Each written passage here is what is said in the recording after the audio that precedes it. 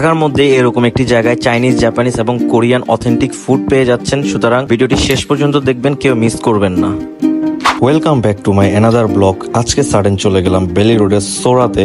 আজকের রেস্টুরেন্টটিতে আসার পর অনেক বেশি ভালো লাগছে, কারণ রেড কালার কার না পছন্দ। আর এই রেস্টুরেন্টটির প্রত্যেকটি কর্নার রেড থিম দিয়ে করা, প্রত্যেকটি কর্নার সাজানো গুছানো ভাবে ডেকোর করা রয়েছে এবং একটি লাক্সারিয়াস ভাইব রয়েছে। এই রেস্টুরেন্টটিতে না আসলে একদমই বুঝতে পারবেন না একটি রেস্টুরেন্ট নর্মালের মধ্যে কিভাবে গর্জিয়াস এবং এস্থেটিক লুকস দেওয়া যায়। Today I won't say anything else, so now everyone enjoy this place.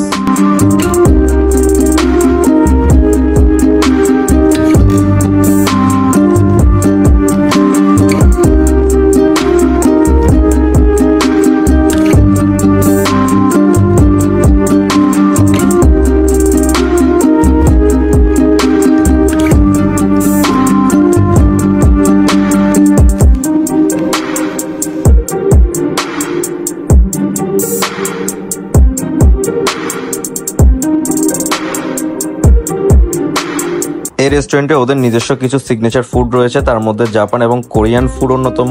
এই রমেনটি ট্রাই করতে পারেন, জাপানের সবচেয়ে বিখ্যাত একটি খাবার, এবং এই রেস্টুরেন্টটিতে অথেন্টিকটাই পেয়ে যাবেন এবং আপনার অনেক বেশি ভালো লাগবে।